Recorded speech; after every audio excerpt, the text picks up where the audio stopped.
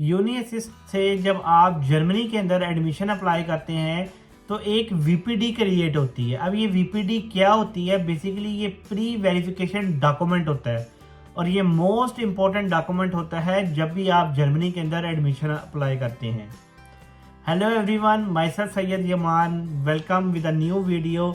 अगर आप इस चैनल पे नए हैं तो जैसा मैं कहता हूँ यूरो वाइब को लाइक करें, शेयर करें और सब्सक्राइब करें ताकि आप लोगों को जर्मनी से रिलेटेड जितनी वीडियोस हैं वो आपको मिलती रहें और कंप्लीट आपको जर्मनी का स्टडी वीज़ा हो, बिजनेस वीज़ा हो, कोई भी वीज़ा हो, उसका कंप्लीट प्रोसेस आपको पता लगे। अच्छा देखें, मैं बात कर रहा हूँ कि जब भी आप जर्मनी में एडमिशन अप्लाई करते हैं तो काफ़ी यूनिवर्सिटियाँ जो हैं वो यूनी असिस्ट के थ्रू एडमिशन अप्लाई करवाती हैं। अब यूनी असिस्ट क्या होता है, यूनी असिस्ट में अकाउंट कैसे क्रिएट करते हैं और यूनी असिस्ट से एडमिशन कैसे अप्लाई करते हैं, ये सारी वीडियोस मैंने अपने चैनल पे बना दी हैं। आप जाके एक दफ़ा गो थ्रू कर लें। आज की वीडियो है सिर्फ वीपीडी के ऊपर। देखिए वीपीडी बेसिकली क्या होता है, एक प्री वेरिफिकेशन डॉक्यूमेंट होता है। जब भी आप यूनी असिस्ट पे अपने सारे डॉक्यूमेंट अपलोड करते हैं तो यूनी असिस्ट क्या करता है, 4 से 6 वीक या कई दफ़ा 2 से 4 वीक के अंदर एक वेरिफिकेशन का डॉक्यूमेंट आपकी प्रोफाइल पे अपलोड करता है।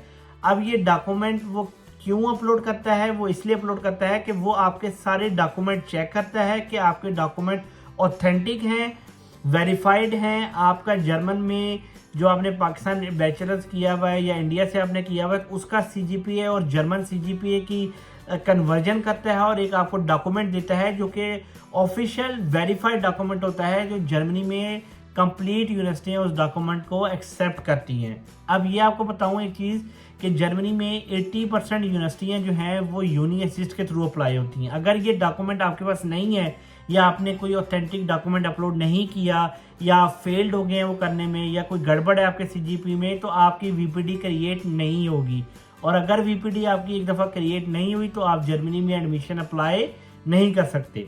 अच्छा, अब जो रह गई 20% यूनिवर्सिटी है उसमें भी 5 से 6% यूनिवर्सिटी ऐसी होती हैं जो आपको कहती है कि आप हमारे पोर्टल से डायरेक्ट अप्लाई करें, पर यूनी असिस्ट ने जो आपको वीपीडी दी है वो वीपीडी आपने साथ अपलोड करनी है। तो आप समझिए कि VPD the most important document है जो आपकी ग्रेड की एवेल्युएशन करता है, आपकी ऑथेंटिसिटी करता है कि आपकी डिग्री जर्मन स्टैंडर्ड के मुताबिक है, आपका ग्रेडिंग सिस्टम जर्मनी के मुताबिक कन्वर्ट करता है।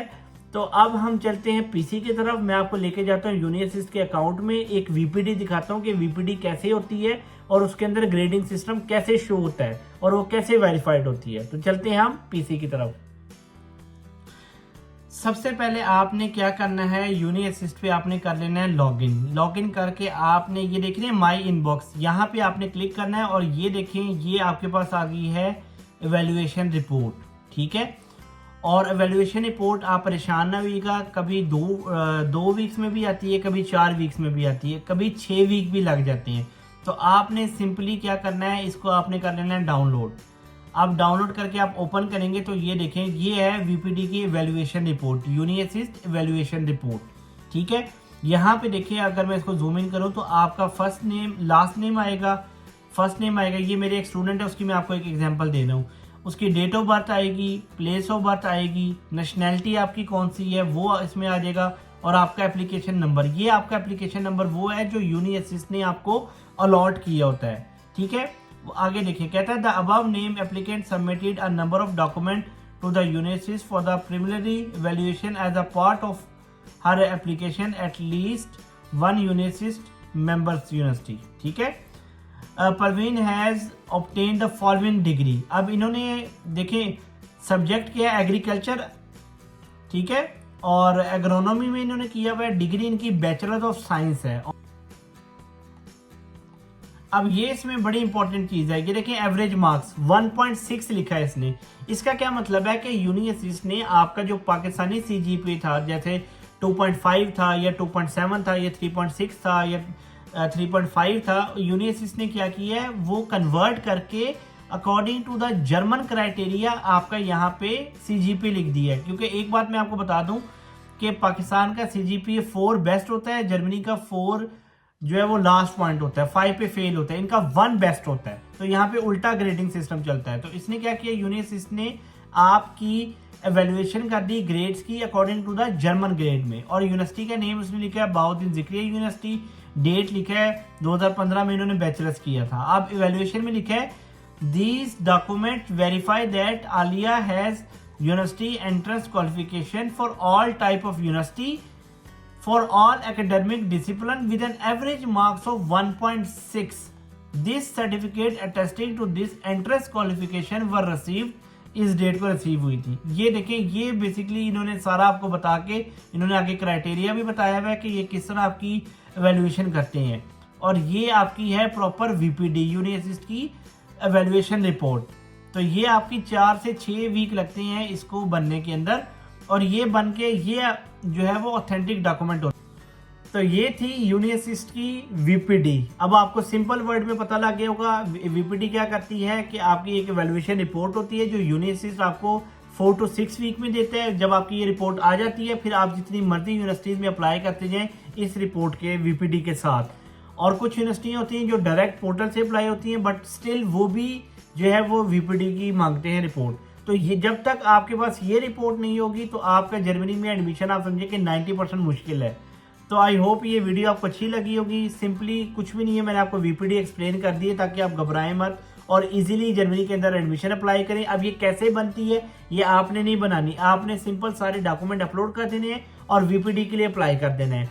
अप्लाई कैसे करना है, आपने सारे डॉक्यूमेंट अपलोड करके अपने आईएल्टीएस के सर्टिफिकेट, बैचलर्स के, मास्टर्स के हर डॉक्यूमेंट अपलोड करना है। उसके बाद आपने किसी एक यूनिवर्सिटी के अंदर अप्लाई कर देना है। फॉर एग्जांपल टीयू कैबिनेट्स है, टीयू ड्रेसडन है, टीयू इल्मनाउ है, काफ़ी यूनिवर्सिटीज़ हैं।